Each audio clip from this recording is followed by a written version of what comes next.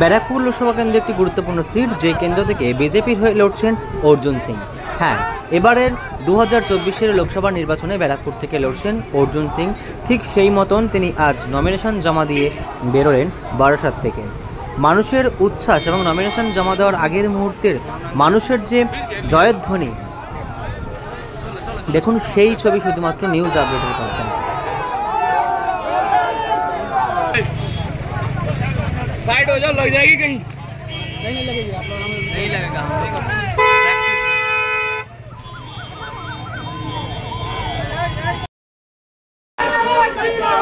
Nomination জমা দিয়ে বেরিয়ে আসার সময় তার অনুগামীরা অর্থাৎ বিজেপির সমর্থকরা তাকে উত্তরীপরি সংবর্ধনা জ্ঞাপন করলেন এবং 2024-এর নির্বাচনে ব্যারাকপুর কেন্দ্র থেকে যাতে তিনি জয়যুক্ত হয় সেই উচ্ছ্বাস তাদের মুখে আরও একবার ধরা পড়ল।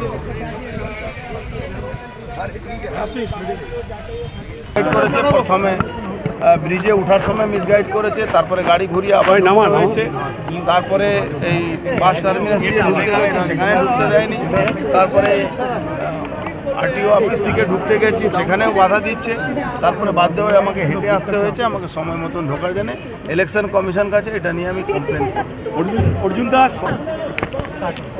সেটা তো আমি অর্ডারটা শুনিনি।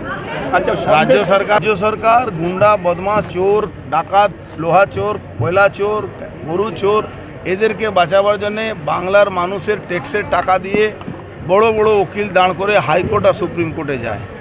সুপ্রিম কোর্টে বা হাইকোর্টে জাস্টিসদের কাছে আমাদের আবেদন কি, যারা এই অপরাধীদেরকে বাঁচাবার জন্য যাচ্ছে ইমিডিয়েট তাদেরকে এমন একটা ইনস্ট্রাকশান দেওয়া উচিত আছে কি যারাই এই ধরনের সরকার তরফ থেকে, রাজ্য সরকার তরফ থেকে যে কোর্টে যাওয়া হচ্ছে, তাদের যারা এফিডেভিট করছে তাদের নিজের পয়সা দিয়ে খরচ করে এইগুলো হাইকোর্টে মামলা করা উচিত। এটা রাজ্য সরকারের দ্বারা পেমেন্ট যাতে না হয়, এটা ট্যাক্সের টাকা।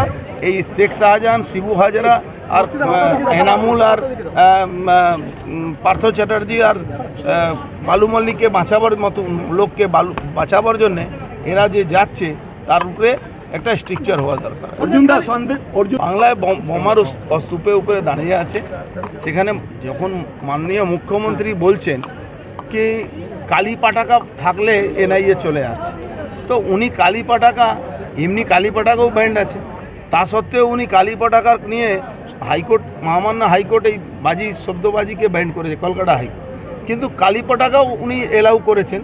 উনি গ্রামে গ্রামে ঘুরে বাজির নামে যে বোমের কারখানা যে উনি তৈরি করার জন্য অর্ডার দিয়েছেন, সেই কারখানাতে বোমা তৈরি হয়।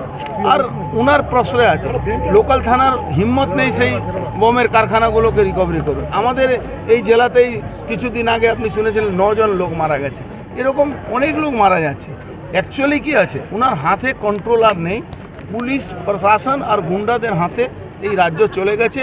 এখানে মমতা ব্যানার্জিকে ইমিডিয়েট পদত্যাগ করা উচিত। উনি পুলিশ মন্ত্রী হিসাবে পুরোপুরি ফেলিওর আছে। দেখুন, আমি তো যা বলেছি সব তথ্য আকারে বলেছি, যা বলেছি আমার কাছে ডকুমেন্ট আছে, আমি প্রমাণ করে দেব।